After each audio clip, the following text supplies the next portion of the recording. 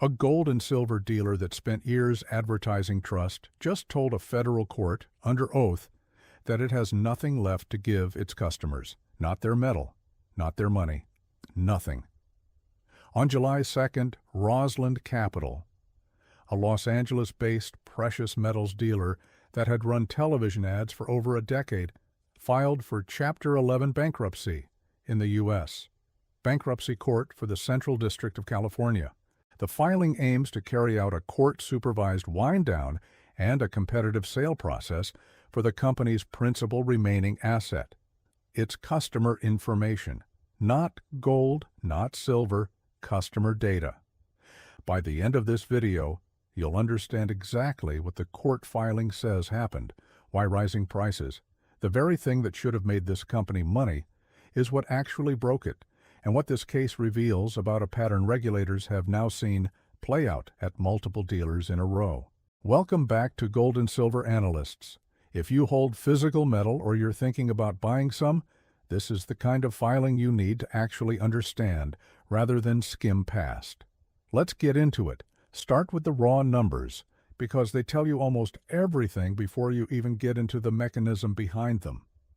Rosland Capital reports assets of $1 million, $10 million against liabilities of $50 million to $100 million. That is not a company that hit a rough patch. That is a company whose liabilities may be more than 50 times larger than what it actually owns. Break that liability figure down further, and it gets more specific. The backlog left the company unable to timely deliver product or honor repurchase obligations, generating an approximately $49 million deferred revenue balance and an approximately $11.8 million buyback list as of the petition date. In plain terms, $49 million is money customers paid for metal they never received. $11.8 million is metal customers sent in expecting payment that never came.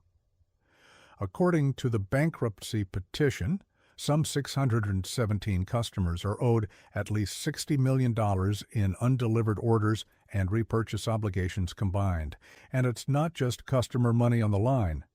Court documents also show Fox News Network is listed as a creditor owed more than $1.9 million, while the identities of 19 other unsecured creditors owed a combined $21.6 million were redacted from the filing, meaning even the public record doesn't tell the full story of who's left holding the bag.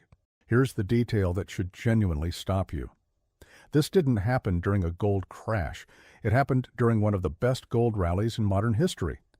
Gold rose from a low of $1,500 per ounce in 2023 to $4,300 by the end of 2025, peaking near $5,620 an ounce in January 2026, with silver peaking around $121 per ounce.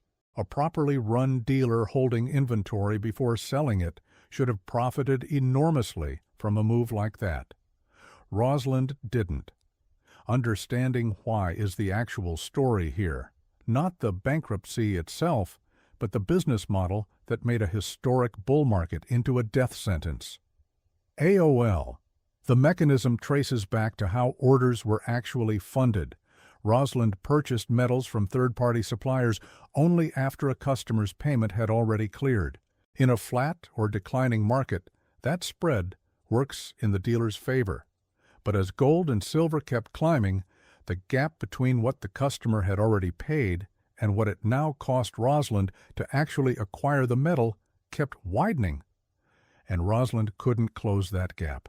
Layer sales incentives on top of that, and the structure gets worse. The dealer paid commissions of 15% to 35% of gross profit to sales representatives, even on orders that were later canceled or went unfulfilled. Read that again. A sales rep got paid the moment a sale closed, regardless of whether the company could actually source and deliver the metal afterward. That's not a minor incentive misalignment. That's a structure that rewards aggressive selling while quietly absorbing delivery risk somewhere else in the business, until it can't be absorbed anymore.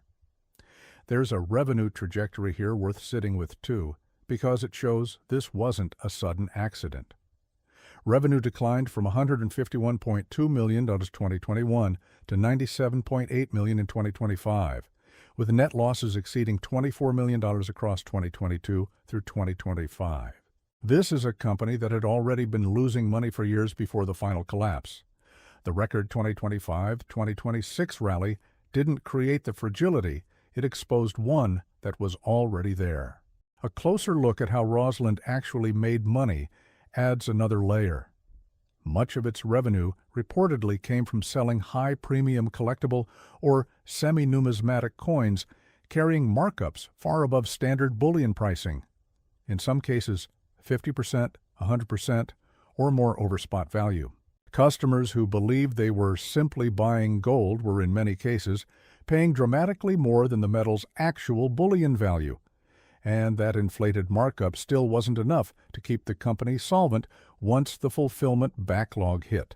Now, here's where this stops being a story about one company's mismanagement and starts becoming a broader warning.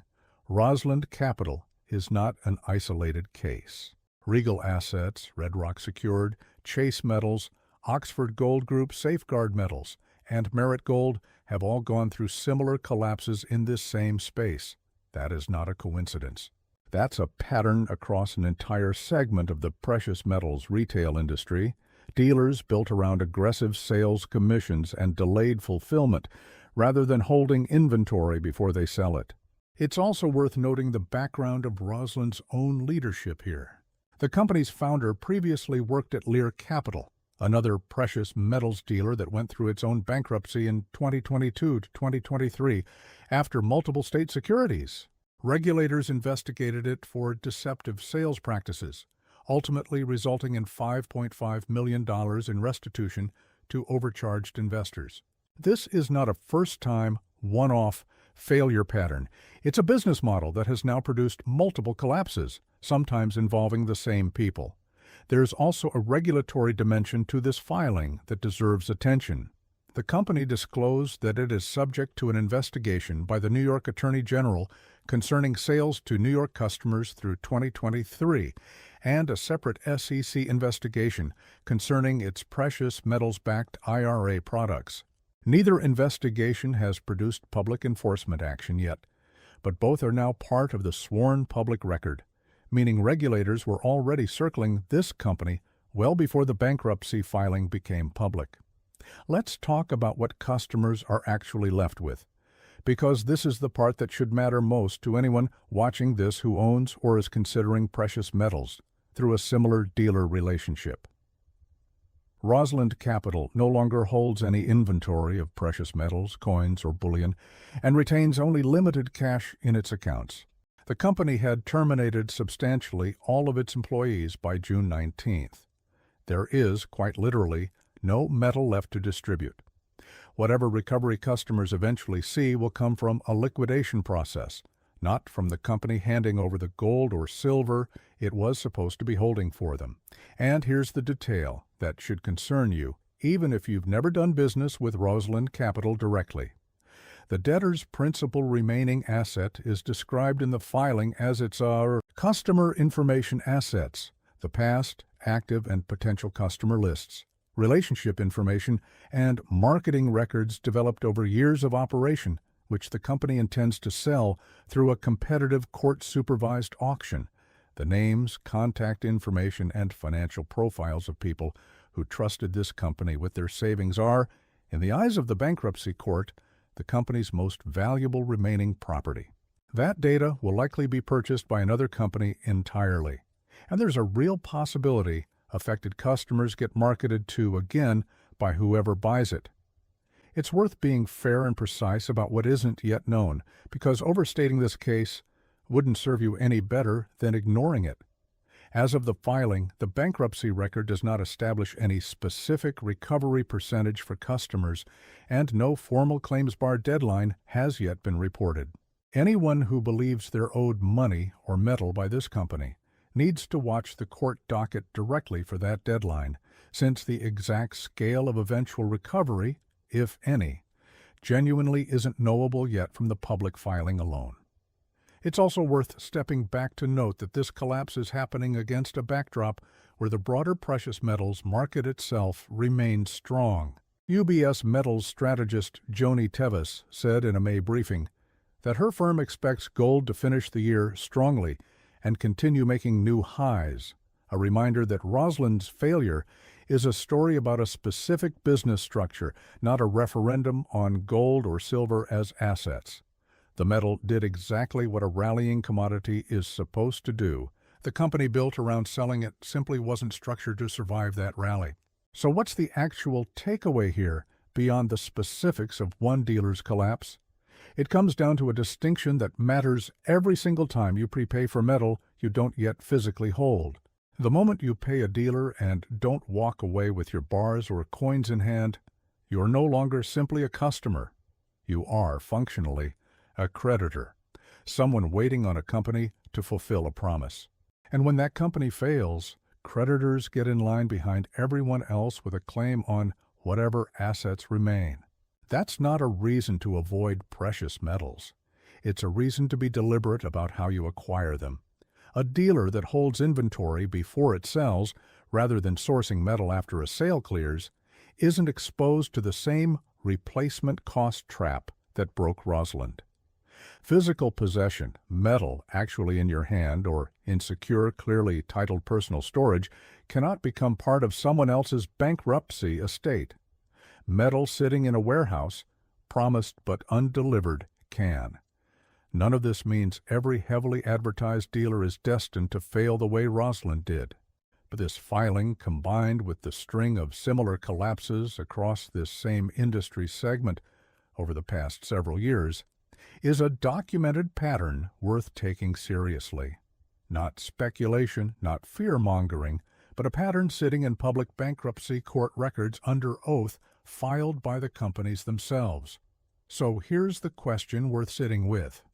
If a company's size, its advertising budget, and its public reputation weren't enough to prevent this outcome, what actually separates a dealer you can trust with prepayment from one that quietly can't deliver? I'd genuinely like to hear how you think about that. Drop your take in the comments, and if you've had your own experience with a precious metals dealer, good or bad, I want to hear that too. And remember, this is for education and discussion only, not personal financial advice. I'm sharing a way to think through the filing and the mechanics behind it, so you can make your own decisions with your own money and your own risk.